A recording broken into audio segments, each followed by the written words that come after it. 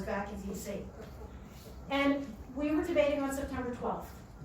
And so I reminded her and the host, who was not a moderator, because he was basically on her side, because that's how it always is. That several of the hijackers who were living in Maryland and Virginia had gone to a 7-Eleven parking lot where there were illegal alien day laborers that would never get arrested because it was a sanctuary county. And then they hopped over to the DMV and were able to obtain fraudulently ID that these hijackers then used to board the planes. And it was, at the time, there was bipartisan agreement that there should be local, state, and federal cooperation in such matters.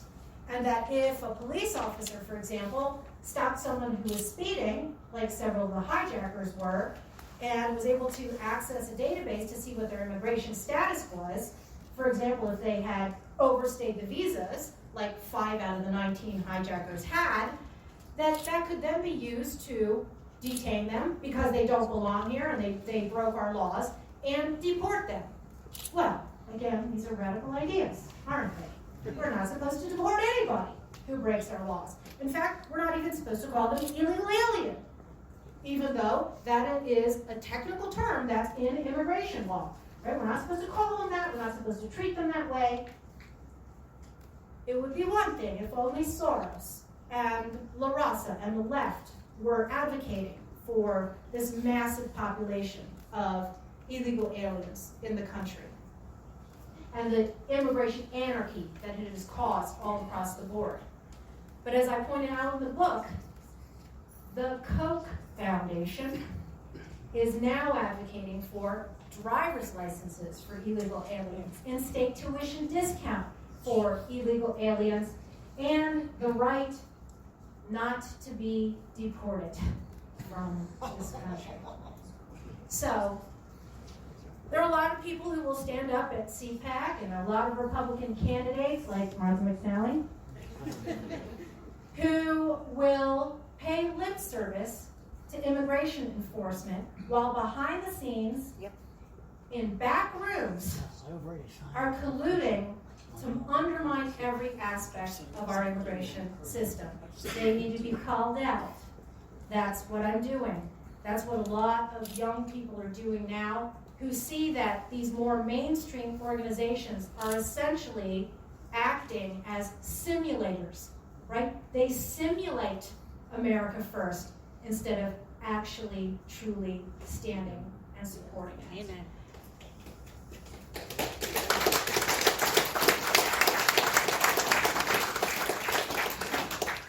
One other clarion call that I've made over the last year is that if you are able to, you need to be someone who puts boots on the ground. Yes. And that is the difference, and I feel it. And like I said, you know that I've been involved in grassroots conservative movement for the last 25 years. And I'm a grassy person. I'm not a person who likes to cloister myself up in a green room or fancy hotels and fancy ballrooms. It's just not what I've ever been. And so during the early days of the Tea Party, I was out sending pulled pork to the early porkulus rallies before it was even called the Tea Party, and long before it was hijacked by many of these big business interests. And it has been hijacked, right? Yes. Yes. Oh my God. It's like this inevitable, ineluctable narrative that happens with true grassroots movements. Can we change that? I'm hoping we can. That's why I've sort of thrown my body into this fight now between nationalists and those who are trying to co-opt it. But I did that in the early Tea Party days, and over the last 6 months, what I've done with Open Borders Incorporated is organize Stand with ICE rallies.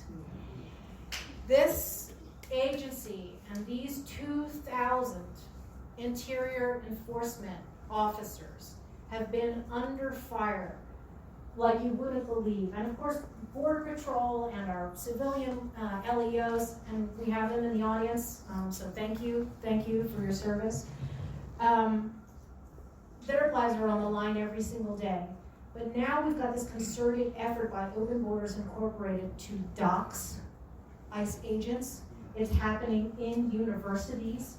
There are media journalists that cooperate with the likes of Antifa to go after ICE officers and their families. And of course, in the Pacific Northwest in Seattle, we had an Antifa operative who tried to firebomb and kill people at an ICE facility. So I held a rally there with about 200 people. I was in Montgomery County, Maryland, which is one of the worst festering sanctuary counties in the country. 2,000 people came out. And I think that civic engagement is a muscle. And you always hear this excuse from a lot of the mainstream elites on the right. Well, we don't do that. Yeah, we don't go out in the streets. That's not what we do. And anyway, conservatives have jobs. Yeah, we have jobs, so we multitask. Okay? And one of our jobs is to do what we can to protect our country. I try to do that every single day. It's not just about running your mouth. And there are many different ways that you can do that. I mean, there's a large division of labor here. In the short term, from now until election day, we need poll observers. Right? Do you all remember what happened with the new Black Panther Party in Philadelphia? Oh, right? Yeah. You think that that's not going to be happening, multiple times over from now, planning from now until then.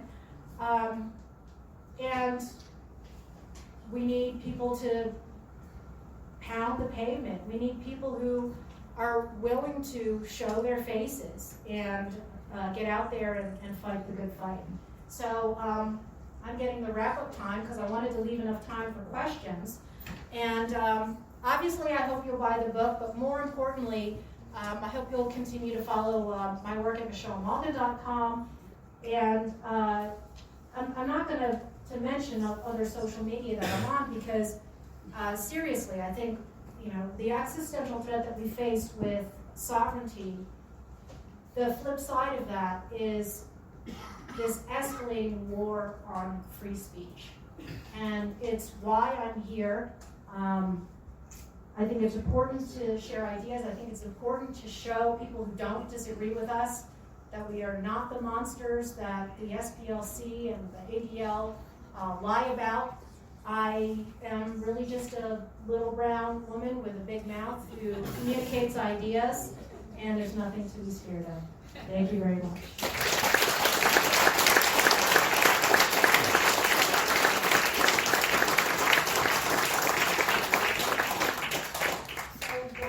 Right now for questions is if you have one, please line up right here, and then I'll just hold the microphone and then if you guys would like to ask a question, come up here, grab the microphone, and ask it.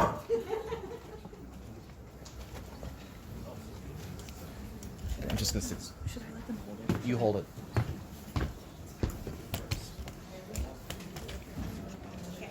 Have you been following the Senate race in Arizona between McSally and Daniel McCarthy, and what are your thoughts? Anybody but McSally. Obviously, you heard me mention immigration, but it's a lot of other things too. And this is the problem. When there are opportunities to drain the swamp, we need to step up and exploit those opportunities. And I think it's very, very important to send that message to the rest of the GOP establishment that they are not going to dictate who you should have represent you. And oh, by the way, so I remember that moment of about a month ago, and it was so fake-o, right? It's like, who hatched this? She was going through the hallway or something like that, and then there was a CNN reporter. She said, "You're a liberal hack," and I'm thinking, no, you're a liberal hack. Said that you had an opinion on Kelly Ward, and you shared that. Oh, well, no, I was reacting to you because you wanted to weigh in on that. And I supported her insurgent campaign. I think it's difficult. And again, it's part of that sort of, it seems like this natural process. You fight, you're anti-establishment, you get in, and then what happens? And this has always been my concern too, and I think that's what the Tea Party represented, right, is that we want people who we send to Washington who have an R by their name, who don't forget who sent them there and why. And so this, of course, is very relevant right now. We see a lot of internal turmoil within the Trump administration between true America firsters, people who are committed to the Trump agenda, and then all of these never-Trumpers who get elevated, who are surrounding him, who are whispering in his ears. And now there is, I don't know if it's too late, but there is a belated attempt to try and sweep out all of the internal traitors, leakers. It makes me much more sympathetic when I want to be, pushing Trump to do more. That not only does he have to fight, the entire Beltway leftist, the media, the Democrats, and all that. Not only does he have to fight the rhinos that are in the party and the party leadership and the elites and all that, but what I consider, if we've got any military in the audience, and I use this phrase a lot, fraggers inside the tent. Yeah. Right? Oh, but yes. Yeah, HR McMaster, traitor. HR McMaster, the traitor. So I got a question. It's not really a question, but I want to hear your thoughts on it. So I found out. So you know who Anna Navarro from CNN is married to? Guess what he's doing? So I heard he used to be the chair of the conservative action CPAC. He wants Ron DeSantis, the governor of Florida, to give illegal aliens driver's licenses. I don't know what you heard about that though. It's reported in Open Borders Incorporated. Anna Navarro's husband is Al Cardenas, a big Open Borders lobbyist. And of course, the two of them together are a complete nightmare. And yet she's allowed to be on CNN and call herself a journalist. They are profiting off of the Open Borders agenda that they apply. And I described this sickening, stomach-turning scene in Open Borders Incorporated. Remember this? She filed her nails while a Republican commentator was talking about the brutal murder of Romil Singh, who was a Fijian legal immigrant, naturalized American to this in this country, who was gunned down by a serial deportation fugitive and gangbanger in California last Christmas. Al Cardenas, former head of CPAC. Okay, my question is on a lighter note. Yay, light! Okay, as a black conservative, it usually takes liberals approximately 5 minutes in contact to call me an Uncle Tom. Yeah, yeah. How long does it take them to call you the equivalent? Yeah, like a second. And it's been going on ever since I was in college. So Aunt Thomasina, Uncle Tom, yes. Right? But no, then there were other ones, right? So they called me a banana. You know this one? Right. Yellow on the outside, white on the inside, or because I'm actually brown, Oreo cookie, right? Yeah, and for some reason, I think the Hispanic term is a coconut. Yes, coconut. That would be more appropriate to me because there's a lot of coconuts in the Philippines. But yeah, you have to laugh at it, right? Oh, I do. I was out at the Trump rally the last week, and I was getting upset because I was there for almost 45 minutes. And nobody driving by called me a name. And I had like, what are you doing wrong, man? And I had been in Vegas on Sunday, and I was out there protesting on Sunday, and it took them, somebody drove by, and it took them 5 minutes. What are you doing out there, Uncle Tom? Yeah. And then what happens is, I was there with Republican establishment. They tried to shut me down. And I said, no, I'm as I call myself, I'm a free range black. I go wherever I go, and I'm going to tell you guys, this here. I call it 24th and Camelback approved. At the last two protests on Camelback and 24th, I was basically the only person with an opposing viewpoint out there protesting. And I was walking the crowd, and by the way, some woman on the first protest talked to me on the second protest and said I gave her PTSD. No. You guys, and the easiest way to find out is subscribe to MoveOn.org and follow them, and they will tell you where they're going to be. All right, thank you.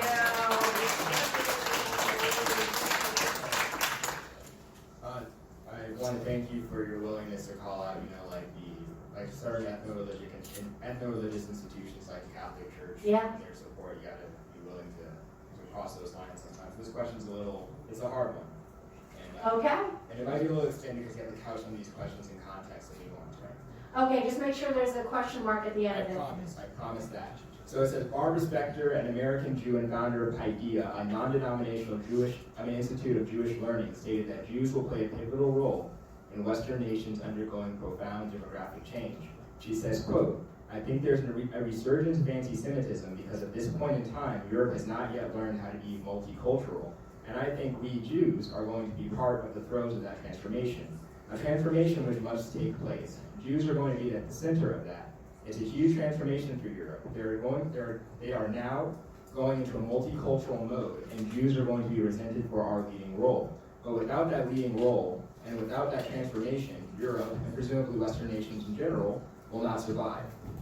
Do you think there is any relationship between the power of the Jewish lobby and the United States' near unconditional support for a range of Zionist agendas and the leading role Jews play in demographic change in the Western nations has any relationship to the unending demographic challenges we face in America today, especially at the border, at the level of policy and immigration policy? Like when we talk about the ADL and SPLC, which are primarily Jewish organizations.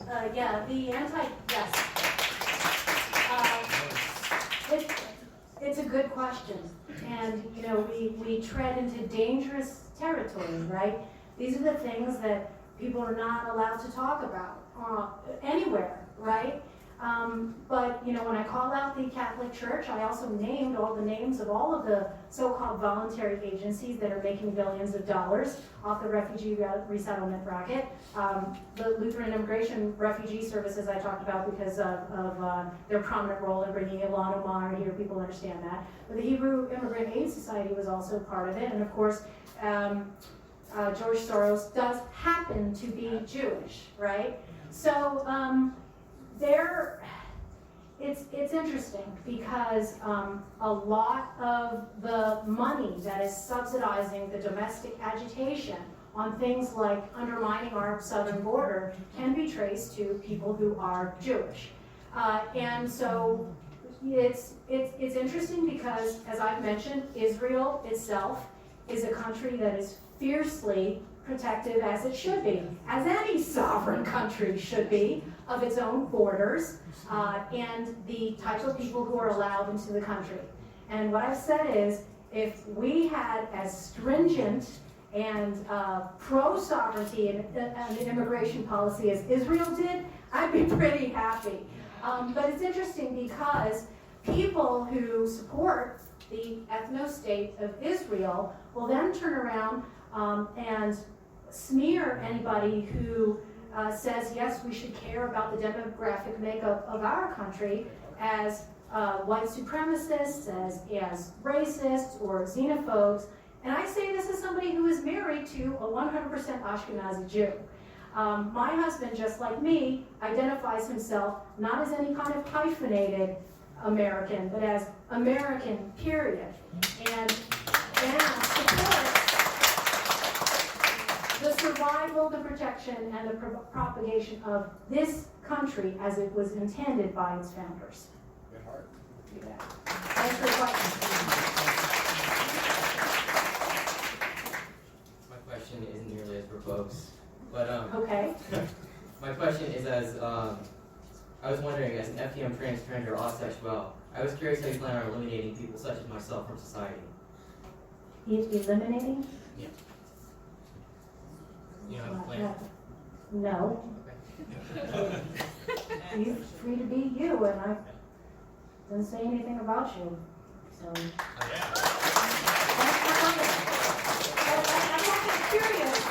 So that's that victim mentality that I'm talking about that was so weird to me on college campuses. Like, nobody's oppressing you. I mean, and in fact, I'm the one that's getting canceled in a lot of places and not welcome. And You know, fortunately, today was very peaceful, and I don't know if it was just a day off. Whatever. You know, I've been to UC Berkeley, which is supposed to be the home of free speech, and had 400 people pounding on the door, and 3 different police forces protecting me. I didn't have any Molotov cocktails tossed at me. But it's interesting, this weird, bizarro world we live in, Alice in Wonderland world we live in, where the people who say that they're the most oppressed are actually the most protected people in America.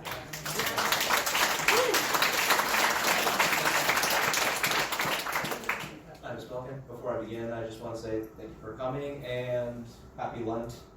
Yes, I'm trying to catch the 8 o'clock. So. Yes. So my question is, given that the fact that the mainstream right, as you alluded, won't discuss the really important issues, you mentioned demographic shift. As Ann Coulter said, that pretty soon as demographics continue to shift, all of our politicians will be ill on no more. She also said, and given the fact that the people who are coming in large droves overwhelmingly vote for the left, while we see the effects here even in Arizona, where we elected our first Democrat senator in over 20 years, just back in November 2018, while the fake conservatives want to staple green cards to the back of people's diplomas. Charlie Kirk, Turning Point USA, Yes. Call them out, name the names. Yeah. Sorry. Yeah, sorry. Read my piece of American Greatness on it. Yeah, sorry, I just got something in my eye, but you know. Yeah. So due to the fact that they'll just call you racist, and Republican politicians don't want to do anything, as a certain politician came over here to Arizona State to speak recently. Was that Dan Crenshaw? Yeah. Crenshaw. Yeah. So my question is, ultimately, how can we get true America First conservative patriots like yourself, Vince James, or Red Ice TV to be the mainstream conservative? Nick Fuentes. Nick Fuentes, yes. To be the mainstream, as opposed to these conservatives who really are toothless in their movement and won't do anything. Considering demographics will catch up to them eventually. Well, that's why I'm here, and I'm headed to DC tomorrow. For some reason, CPAC gave me media credentials because they knew I'd make a bigger stink if they denied me. I'll be there on Friday, and then Friday night I'm speaking at an event, and some of the people you mentioned are going to be there. AFPAC, which is like the first alternative to CPAC, America First Political Action Conference.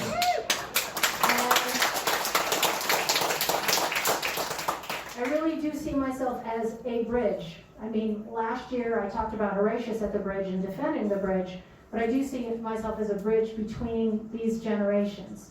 And it's a fight, as I've mentioned, that's been going on a long time, and the old timers will remember here. It was Pat Buchanan, right before it was Donald Trump, and my friend Tom Tancredo in Colorado. And on the cultural issues, because we haven't talked about that much, and I see you holding your rosary, which is wonderful.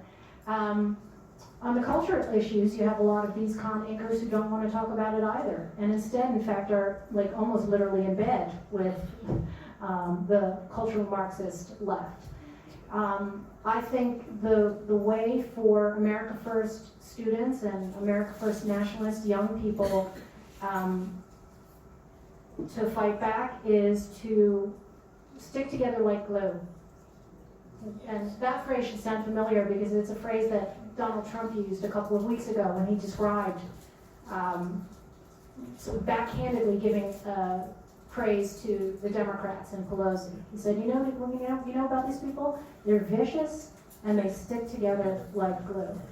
Well, we have to be noble and stick together like glue, and that's why I'm doing the things I'm doing. That's why I'm doing.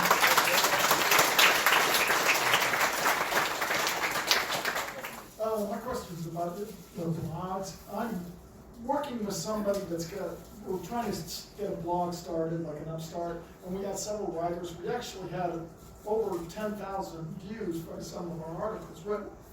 What would be your advice to somebody, starting out, based on your success with, say, Hot Air? Who remembers the vents? Remember Hot Air vents? Weren't they awesome?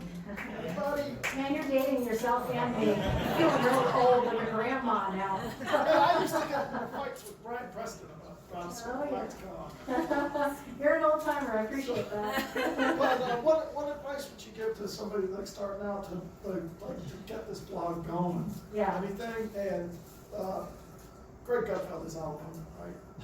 What's that? Greg Gutfeld is out on it, right? No. Good guess. He'll be flattered. So, for those of you who don't know what he's talking about, one of the many hats that I've worn is I've started several blogs in the early days, in the heyday of conservative new media. And the first one was Hot Air in 2006, and it was originally conceived as a video content blog. The only problem was that there wasn't no sort of distribution channel because YouTube had just basically come into its existence and nobody was looking at anything on the smartphone. So really the problem, the flaw was that I was just too early on it. But I produced a daily show called Vent, which was like a 2-minute, 3-minute show that we literally did in our basement. I guess this is why I have an affinity for kids who do video in their basement, because I was one of those people too. In 2006, we had a little green screen. There's actually some of these vents in which you can still find on YouTube. Yeah, I'm sure. And it brought us to some incredible places. Actually, Brian Preston and I, who was my videographer, traveled to Iraq. And we got to be on the ground there and compare and contrast with what CNN was reporting versus what was really happening. And of course, we were not hostile to American soldiers like CNN was. It's a lot harder now. It's a lot harder now, and I really, it's hard for me to give you advice because I don't know that I would be able to have as much success now. One part of it is just competition, but another part of it is Google has its thumb on the scale, right? And whereas I used to be able to get anything on the front page, algorithmically it's almost impossible, especially if you're a startup blog, because there's just a flood of counter information and misinformation that they put out there. They're not neutral. The very least that people in Washington should be doing is invoking, Section 230 of the Communications Decency Act and treat these so-called platforms as biased publishers, which is what they are. They have all sorts of safe harbors now. There's a lot of talk about doing it, but nobody ever does anything, and it's become almost a joke on the internet to talk about President Trump monitoring the situation. I mean, he's just going to keep monitoring the situation until, like, every last Trump supporter has been pushed off of, Facebook, Twitter, Instagram, and, the rest of the internet. So, good luck. Well, we get mentions on Whatafinger and Reddit, but, there's a small... Yeah.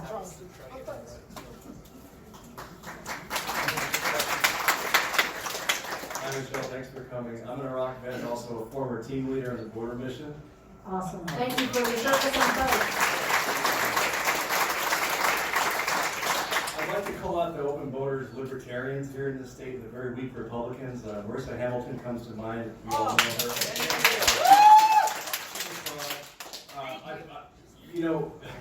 I don't know how many times I've argued with people like her. When I chased illegals, I wasn't supposed to be chasing them. I was just supposed to be on the radio as a team leader. I was actually chasing them with 2 or 3 other border agents. We had them in plain view. There's literally hundreds of places to hide. In our sector, which was called Railbed, which is one of the most infiltrated sector, we had a wall or a fence.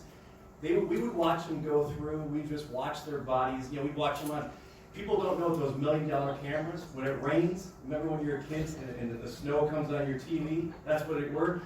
So I want to know how to get these Arizona people to fight. I'm a former Democrat. I actually went to Grinnell College. My cousin. Okay, yeah. I know some. So we need to grasp the language too, because, for example, Handy, I love him, but he's always talking about late-term abortion. It doesn't have any resonance. Okay, we need to say when babies are born, they're killed. We need to say infanticide. We need to take back the language, okay? Because we talk so weak. How many friends do you know who say, I like Trump, but I don't like when he tweets? There's always some but. It's almost like they're getting ready to talk to their Democrat friends or their people at the PTA. We need to start taking back. For example, I'm half Asian, and I say, Obama, who I voted for the first time, sorry guys. I say he's the worst half-white president in history. And then I say, I say, I'm just as white as Obama. And it freaks these Republicans up because they aren't used to language like that. They're always, they're hiding. So stop worrying about the R word, the B word, and the I word. And one more comment, Michelle. What do you think about the assassination of Phil Haney versus Sol? Yes, that's terrible. First of all, you should run for office. I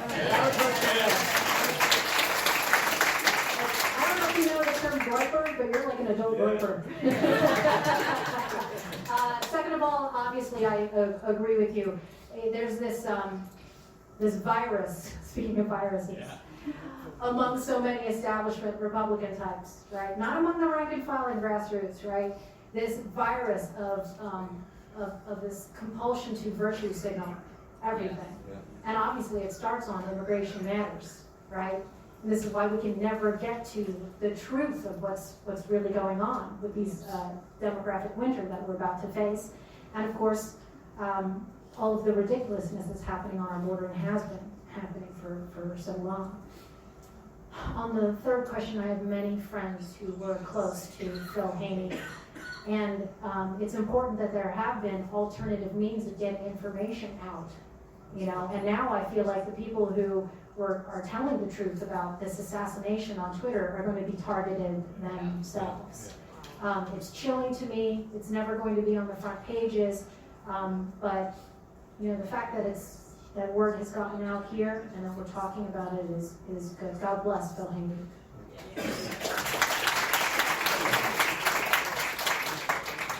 Hi, Michelle. Hi. Thank you for coming out.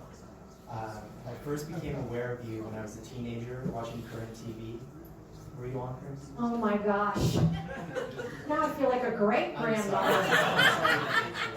Yeah. But I've always been very impressed with your journalism, and thank you for all the work that you've done. Helped to open my eyes, and I'm sure many others as well. And I was wondering when you were in college, what emboldened you to come out as a conservative? And when you debate with people, what's your strategy to be tactful in your communication? I appreciate that. So there were a couple of fake hate crimes that happened on my campus, and one of them involved Asian Americans who had painted on a rock, I believe, the phrase "kill all Asians." And the self-victimization that I've talked about is just such a alien notion to me, disgusting. To manufacture an identity-based crime and then to have the campus indulge it and excuse it by saying, well, it may not have been, this one may have been fake, but there's an overall truth, right? And that phrase I've heard over and over again over the years, not only with regard to fake hate crimes, but with fake news as well. You all remember the oldsters in the room when Dan Rather, after faking the Army National Guard memo, said, well, it was fake but accurate. Yeah. Right? And so a lot of my journalism has been aimed at puncturing that poison, that toxicity. And I saw it on campus, and I reached a point where I felt like I have to speak up for myself, because I've said this many times. I didn't always have this big mouth. I was pretty, sort of standard model minority Asian American, very quiet type, but it was college that pushed me out of my shell. And what was the second part of your question? Be tactful in one. Yeah, be tactful. Well, I've never been mistaken for being called tactful. You identified as an independent earlier when you asked for hands raised. Yeah. Raised Democrat, learned a lot about immigration, looking at different things, and want to be more openly conservative, but not really sure how to do that without inciting. Right. At some point, you have to stop worrying about feelings. I do understand what you're saying, and I think that for anyone to be an effective communicator, you have to take time, place, and manner into account. Is that a way of answering it? Especially with somebody who truly does have an open mind, but has been brainwashed for years and years, and has this sort of knee-jerk fear of anyone who identifies as a Trump supporter or Republican, then no, you're not going to sort of hammer them over the head right away, I suppose. And, you know, there's a difference between doing 3 minutes on cable TV where it's monopolized 2 minutes and 59 seconds by the hosts, you know, and it's like, you just have to get in there, like, you know, you have a mission. And so I have different sort of tools that I use in my tool bag when I'm debating. My style is not always going to be the same. If I have Whoopi on one side of me and Joy Behar on the other, it's because it'd be a lot different than if I'm in some university setting with, you know, 5 other people. Okay. Yeah. Yeah. This is the last question. Okay. Your thoughts on USMCA and Atlantic Union? Yeah. Robert Lighthouser? Yeah. Trade representative? Yeah. So there's a problem with these 2,000, 3,000, 5,000 page trade deals. They're written by lobbyists, and they're buried with all sorts of goodies that never come to light until after they've done damage. President Trump is doing his best, I think, to improve on bad trade deals, but even the USMCA has amnesty provisions and guest worker pipeline expansions buried in them that are not America first. And so, you know, the problem is that so much of these things have an air of inevitability about them that there's nothing you can do to stop them.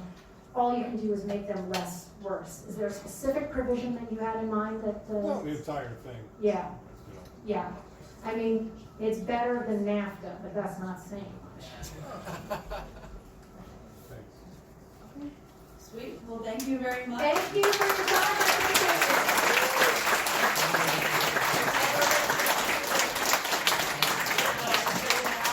it. Hey, real quick, before we all go, I know there's a couple people in the audience that are running for office. If you could please stand up and introduce yourselves to the crowd before we all go out. Right here. Guys, just introduce yourselves. Here? Yeah. My name is Sam Huang. I'm a Transgender City Council member. I'm running as a congressional history number 9. Okay, I'll repeat again. My name is Sam Huang, Huang.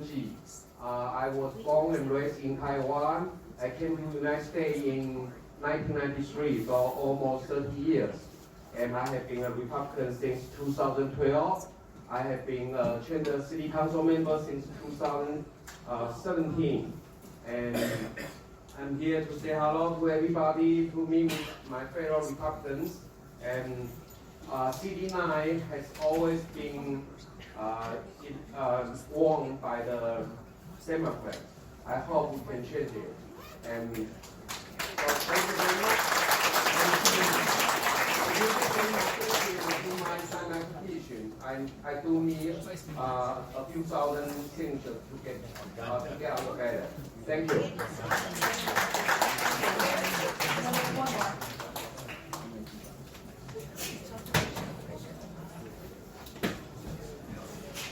Hi, I'm Daniel McCarthy. I'm the one that I'm anybody but Martha. I'm the one running that. My website is demanddaniel.com. We're running for the United States Senate for John McCain's old seat. Thank you guys very much. All right, everyone, have a great visit. Trip back home. Drive safe. Next week on Way. Next week on Way. Next week on Way. Next week on Way. Next.